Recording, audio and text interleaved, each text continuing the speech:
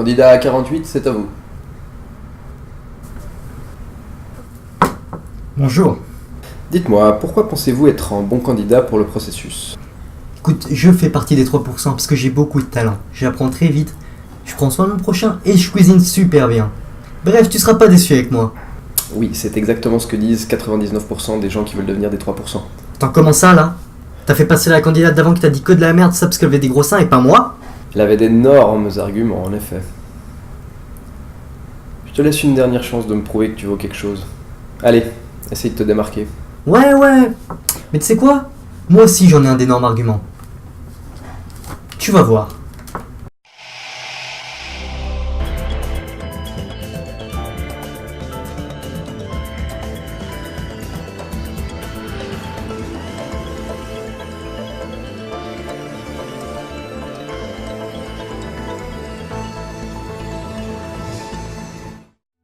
« 3% est la première série Netflix en provenance du pays du football et du carnaval, le Brésil.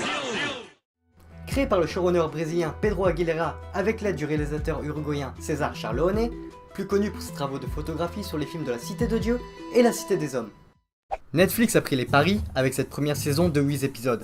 En effet, leur but étant d'exporter la culture locale brésilienne tout en s'adaptant à l'international et en cassant l'image de la télévision brésilienne qu'il n'est pas seulement faite de telenovelas, ces feuilletons traditionnels que l'on peut associer à Plus belle la vie et toutes ces autres conneries. Ce qui peut expliquer que l'action de la série a choisi de se concentrer sur le domaine de la science-fiction.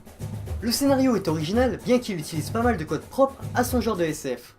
Dans un futur dystopique, la population est divisée en deux. D'un côté les gens simples et pauvres, vivant dans l'Amazonie reconvertis en gigantesques bidonvilles, et de l'autre les riches, 3% de la population vivant sur l'autre rive.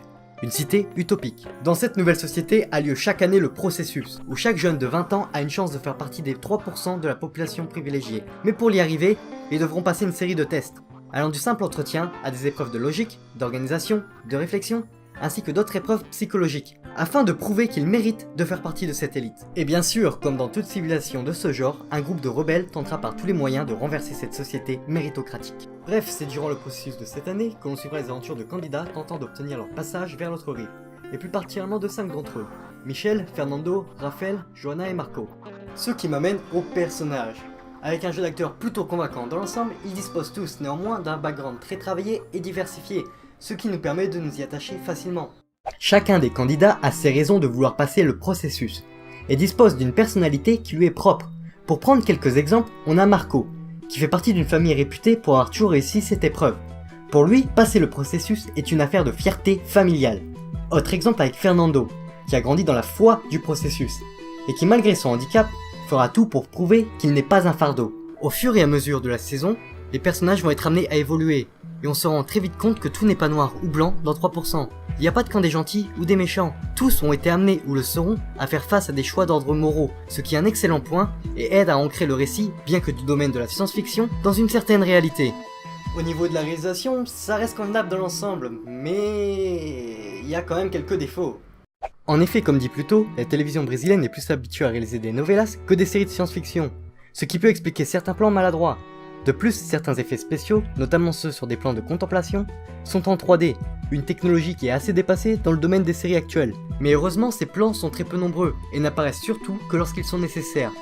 Pour le reste des effets, ils sont plutôt bien réalisés, et appuient le contraste entre la pauvreté du continent et la technologie avancée venant de l'autre rive. Les lumières et la musique, elles sont pas mauvaises, mais au final elles sont pas ouf non plus, si bien qu'elles font juste leur boulot et c'est tout ce qu'on leur demande. Quelques petites anecdotes avant de conclure cet épisode.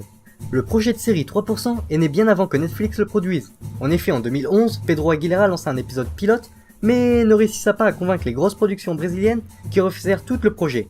Il est aujourd'hui trouvable et disponible sur YouTube. A noter aussi qu'une bonne partie de la série a été tournée dans le Arena Corinthians, l'un des stades de São Paulo. Donc merci à la Coupe du Monde de football pour avoir créé une grosse partie des décors.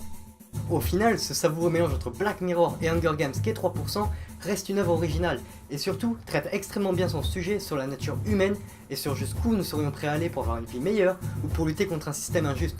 Je vous laisse méditer là-dessus jusqu'au prochain épisode. Alors, t'en as pensé quoi? C'est une très bonne propagande pour le processus. On a besoin de gens comme toi pour manipuler l'opinion publique. Yes! De toute façon, je le savais, tu pouvais pas passer à côté d'un candidat comme moi. Maintenant que nous sommes seuls, je Je me dois de vous rappeler de vous abonner à la chaîne du processus. Il n'y a de toute façon pas d'autre avenir pour vous. Je peux savoir ce que tu fous? Ah non, rien. Ouais. Bref, si cette vidéo t'a plu, blablabla, tu connais la suite. A bientôt pour une prochaine vidéo. Meu choro não é nada além de carnaval. É lágrima de samba na ponta dos pés. A multidão avança como um vendaval. Me joga na avenida que eu não sei qual é. Pirata e super-homem tentam o calor.